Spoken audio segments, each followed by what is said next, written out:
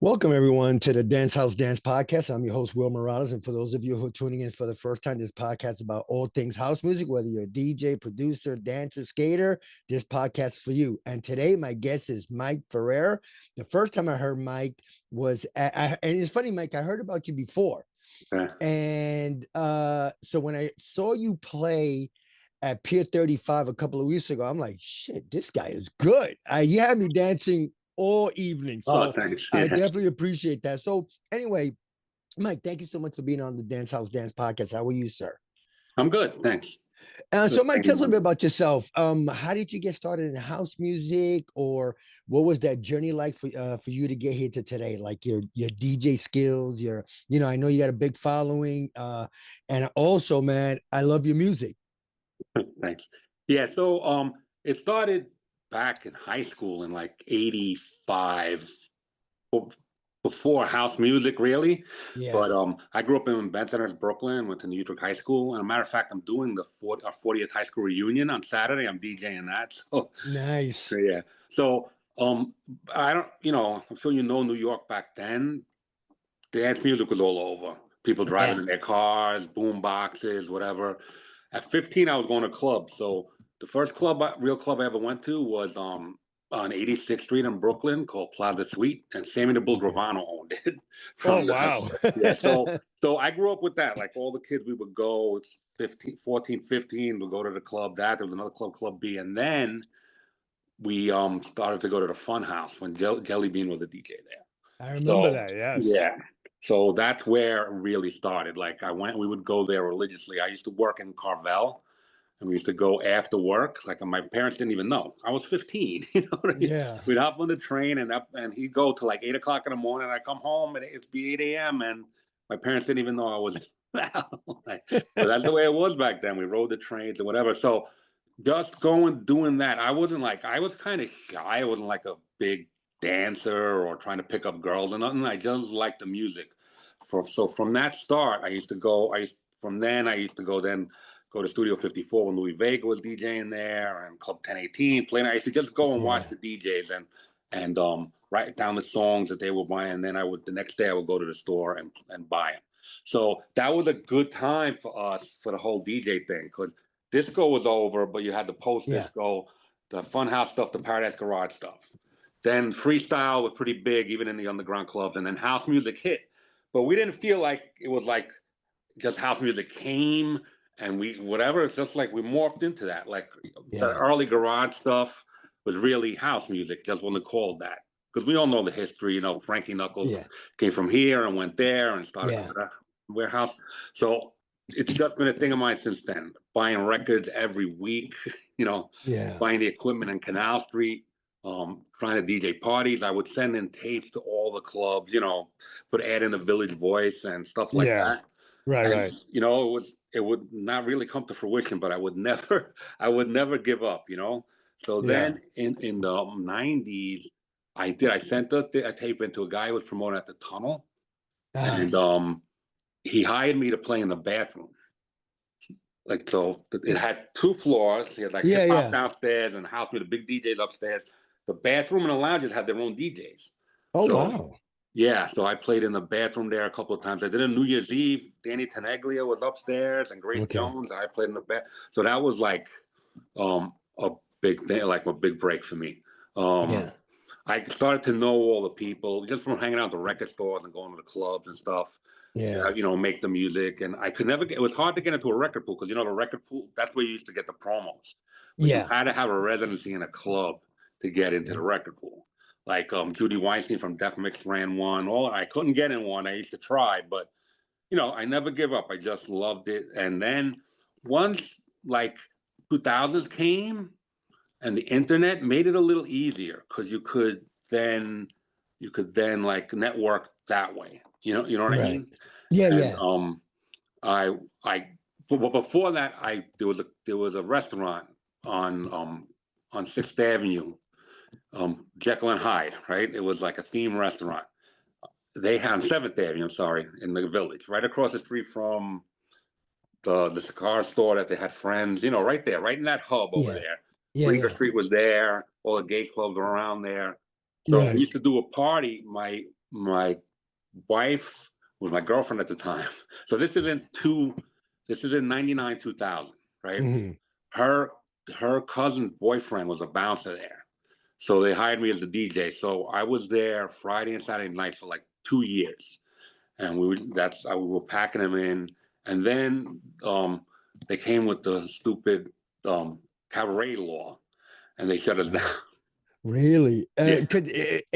Was that because they didn't have a liquor license, No, it or was a specialty license that you had to have a cabaret license to to dance. dance? Yes. Okay. Right. So it was on the books from Prohibition, right? Okay. But Giuliani, as the mayor, trying to crack down on nightlife, he brought it back, and Okay. they started pushing that. So a lot of places got shut down. So the funny thing is, the only reason we got shut down was the guy who was the bouncer that got me the job.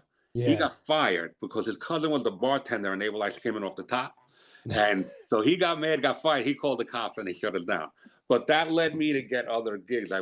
From then I worked at Crowbar. I DJ'd a night in Crowbar, at Yeah. Sullivan Room, Cielo, you know, I Oh, don't know, okay. you know, Yeah.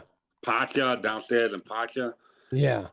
Yeah, so I did that. I never had like a real residency until then I met Ray Vasquez. Like we knew each other, but we became friends like at that time. Yeah. And you know, he was one of the originals that was doing Outside in Coney Island. Right. I remember that. Right. Yeah. Yeah. Yeah. Yeah. Yeah. Okay. So I hooked up with him. We did a party in Bay Ridge, Brooklyn. And then I played with him in Coney Island a few times. He had me open and close. And then I had a residency at a club called LP and Harmony in Williamsburg, Brooklyn on Grant Okay. Street. Mm-hmm. So and then I played there. So those are like all the places I played. So that's how, like, just loving the music, going to clubs, buying records, never giving up, just keep on being involved and Yeah. meeting the right people. And that's how I am. So I feel lucky that I've been able to play. So now so that place that was LP and Harmony is now called Haven. So I do there once in a while because Yeah. it's owned by a newer guy, but I'm friends with him. So he wants me to do it, but I don't do it that often because it's hard to get people to go, especially in the summer with all the outdoor parties. Yeah. And I do once a month, I do Home, which is we can't really promote it. It's an after hour spot at Metropolitan Avenue on the border of Queens and Brooklyn. Yeah. And it starts at 4 a.m. Now they get all the big DJs to come, so I do that once in a while. Yeah. You know, so that's like my invite only. And then I'm doing the outdoor stuff. Pier 35, Crazy Carlos Productions. He asked me to play whenever I can, so I play Yeah. there. How did you meet him though? How was that meeting? I just met him through playing outside, playing with all the different another DJ, Jason Rios, asked me to play with him Halloween party at Marcus Garvey Park last year. Okay. Carlos with his friends came and they met him, and people who knew me told him, "You got to get Mike to play with you." So that's how we met him. It's just all by networking, word of mouth, and meeting everybody, you know. Yeah. Yeah. That's a great story. I mean, starting from 15 years old and you went going to the clubs. Around that time, did you want to start DJing I did. Who were like the guys? Was it Frankie Knuckles, Larry Levant? Were those the guys you saw? So no, well, the first one was the first ones were the ones on KTU, the original KTU. I remember that. Yeah. So remember Paco had the show? Yeah. And there's a lot of DJs that went on there, like Latin Rascals. Yes. The dynamic duo, which was Tommy Musto and I forgot another time it was two guys. Jelly Bean Benitez would do it from the Fun House. Yeah. Aldo Marine from Cutting Records.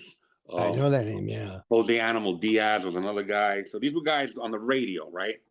And then because the DJs in the clubs locally, I didn't really know who the DJs were. They were just regular guys, you know.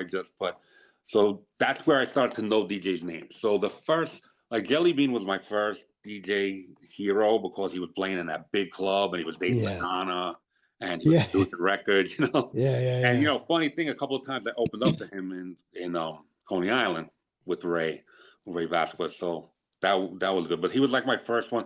Larry Levan, I heard of him, but I didn't go to the garage. I couldn't go to the garage. I didn't know anybody who went, so I couldn't get in. You know, Mm. so but everybody knew who he was. But then Yeah. it was basically the first. So then there was a DJ called, and his name was Scott Blackwell. He was then so the radio history. They said disco was over. KTU turned to K Rock.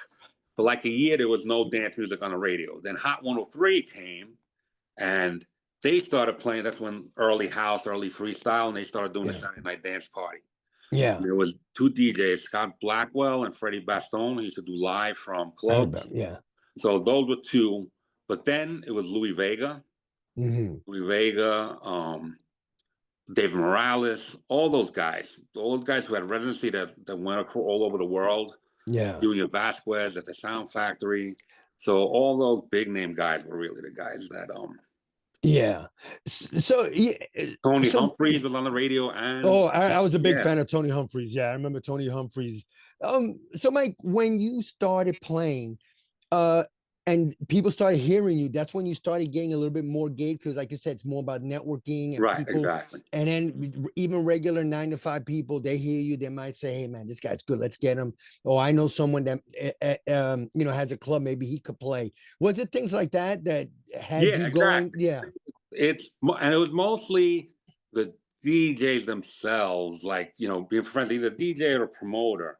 Like yeah, I was able to play at Cielo and Sullivan Room because right. I had a friend of mine who was a DJ and a record producer named John Julius Knight. He's Hmm. from Brooklyn, but he moved to Miami. And one of his production partners, a guy by the name of Brian Tappert, started TrackSource.com. Oh yeah, yeah. I So right, use so that. that's where we Yeah, all get a lot of us get our music from there, and yeah. that's a big download site and big in the industry. I did a I promoted a part. So what they're located in Florida. They're based out of Florida, Right. and so they had a presence here in New York. So when they had parties, I would like put their signs up, put the cards, because this is the beginning of the internet, really before social media. So we would give out Yeah. cards with the website on it, where to buy the records, and I would DJ. I would start, to open and close. So that's how I got in those bigger clubs. And Right. just by that kind of stuff, like like you said, networking and word of mouth, and then playing, and then playing and people liking you. So Yeah. Mike, I wanted to ask you about the record industry, or let's say the mix industry, the DJ mixing. It seems like back in the day, you had 2 vinyl records, you mix it. Now it seems simple. I see some DJs have maybe a laptop and then they're clicking and all that. Has the DJ playing the music become easier? Or in your opinion, now it could be controversial, mhm. is it easier to DJ now than it was when you started? It's I can't even say the number how much easier it is now. Not Yeah. only in terms of like technically it's the same concept, but doing it digitally with the computer, you have the waveforms. Yeah. I mean, the beats per minute. It tells you everything. Anything you had to research on the record and Yeah. your music, you just have to click a button and it'll tell you. So once you learn that, it's so much easier. But also getting the music is easier. Back Yeah. then, you had to search. If you weren't, you either had to be in a record pool or you had to go to I used to go to all the record stores in Manhattan every Saturday. I go to like 10 record stores. I go Vinyl Yeah. Mania all the way up Remember to the that, Rock. Vinyl Mania was down on Carmine Street. And then I yeah. would go all the ones in the Village, all dance track, all of them kind of all the way up to Times Square, all the record stores, and you spend all day, and then you'd have to look. So nowadays, it's just either you get sent music, you look online, you Google it, or Shazam it, and you get it. So that makes it easier also. Yeah. And the equipment is cheaper. Like Oh, okay. you couldn't get, you would have to, if you were going to be a real DJ, you would have to have Technique 1200s Yeah. and a real mixer, right? Yeah. Either a Yuri or a Rain, a Bozak. You know what I'm saying? One of Yeah. those real mixers. Like they would have companies like Gemini that made cheaper stuff that wasn't as good. If you were a real DJ, you had to have that real stuff. It was a Yeah. lot of money, and only certain places sold it. Like most of us would go to Canal Street, there was the Canal Hi-Fi, and Yeah. buy the stuff there, and you would have to carry it home on the train, and you have to spend a lot of money, and you'd have to set up the turntable correctly. That's all gone. It's all easy. Now you order it from Guitar Center, Sweetwater, or whoever, and you can get a controller using from the laptop, or even one that you don't even need a laptop, Yeah. and it's easier. There's so many different ways to DJ now. Makes it Yeah, easier. and I've seen some DJs like they have a mix on their phone, and I mean, it's just to hang out, whatever. But it comes up to a speaker, and I'm like, my God, it's just it's. I mean, compared to when I was growing up, and I have friends that would buy 10, 12, 15 different records to, and back in those days, did they preview the records first? I'm assuming, and then whatever you chose, you go, hey, I like that. Can I get Yeah, that? yeah. Well, it was different. Yeah. So a lot of times, it would be you would hear it in the club, right? Yeah. Because the DJs that had a residency in the club, like those DJs we spoke of, Jelly Bean, Larry Levant, Frankie Knuckles, Tony Humphries, Louis Vega, they would get the Yeah. promos. They were in the record pools. That was what a record pool was. The record companies would give them to the record pool so the biggest DJs could play them, and so it would be word of mouth and people would buy them. Yeah. So they would get them before they would come out. So you would go to a club and you'd hear the record, and then you'd have to go to the record store. That's why I would always have to dig. You'd have to go to the record store and see if they had it. You'd have to sing it to them or write it. You know what I mean? And then Yeah. also the record store would get their new stuff, and then the person in the record store would have they would be up on the wall or in the thing, and then they would preview them for you. Like they would have their top tens, and you would go through those. So that's Yeah. how you would promote. But it was always, for me, it was always hearing them in the club, Okay. and then wanting to, trying to find it. Right. And like you said, back in the day, you had to write it down. Now you Right. could just Shazam it. So when you go to a gig, and we talk with Mike Ferrer on the Dancehousedance podcast, Mike, so when you go to gigs, or when you're about to prepare for a gig, and it's obviously it's going to be house, do you have a playlist already set, or do you go there looking at the crowd and after a few records that you play and you see people are dancing, or maybe they mingling, do you change your approach to mixing? Did my question make sense at all? Yeah, no, it makes sense, and that's what happens. You have to play. You have to read your crowd, because if you don't read your crowd, if you there's DJs won't read the crowd, they'll play for themselves and they'll have it set, and that doesn't usually work. So I'll have so again, another thing about technology that makes it easier is now you can find your music like that. Either people that use a laptop. Most of us in the house community, we use the Pioneer CDJs, which you bring a flash drive and you plug it in, and then it's like a computer itself. But I bring 5,000 songs on that flash drive, and Wow. you can search. You make playlists. Like I'll make my playlist. The way I do it, like I'll put all the new stuff that I want to play. I'll put it in a playlist for that date. Like I'll mark either the date or call it something like the play. Just say I'm at Coney Island, so I'll put Coney Island Boardwalk with the date and put all these new records that I want to play. I don't always get to play most of them that I think will work. And then you start playing them, and if you see what that crowd likes, and then you play that, and then to get them up, you always have to play the songs that they know, but in that genre, Oh, So I I see what you're always saying. have Okay. new stuff, go-to stuff, and then something always comes up like, wow, like somebody might ask you, or you think of something that, that would fit in here. You search for it and you play. So it's a mix of everything.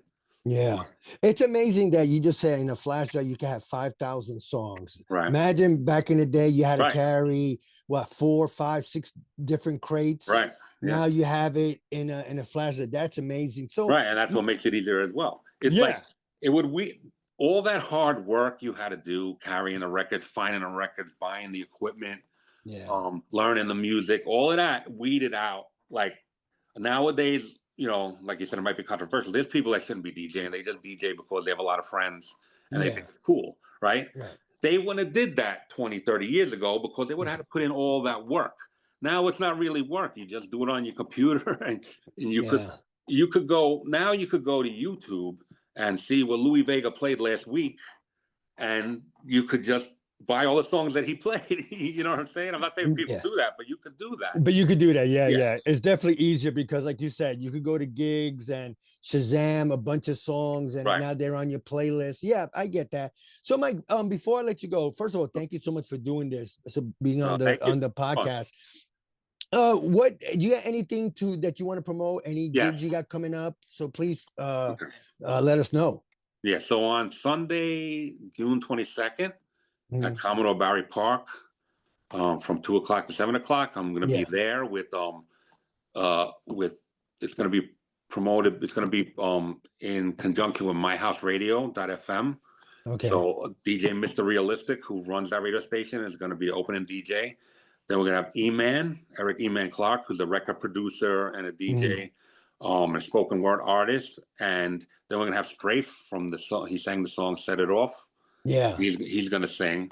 So we're going to have that party on that Sunday, June 22nd. I did that on a Sunday because so many other things are going on Saturday. So I'm trying out Commodore Barry for a Sunday. So Yeah. that's Commodore Barry Park in Brooklyn. It's Fort Greene, Brooklyn. I don't know the exact address, but whoever. Yeah. We could, yeah, we'll definitely put it on the show notes. So yeah. So, and then, and like we said before, I do Pier 35. I'm going to be back on Pier 35 on the 28th, Saturday the 28th. Okay. And then July 19th, I got a permit for Coney Island, but I don't know who we're doing it yet. You know, Okay. they don't give you the permit till that month, so we can't promote it till that month. So Gotcha. so I got a Okay. date in July in Coney Island, a date in August in Coney Island. I got Commodore Barry June 22nd, and then in the middle I have Pier 35 going on. All right, sounds good. And if somebody want to get in contact with you to learn more about you, maybe get you to do a gig or here or there. So just my Facebook page, Yep. Mike Ferrer, and my Instagram, DJ Mike Ferrer. Okay. Yeah, I'll definitely put that in the show notes. Well, first of all, again, Mike, thank you so much for doing this. I really, really appreciate it. Thank you. It was a lot of fun. Thank you for having me. No, my pleasure. Thank you, Mike. Bye-bye.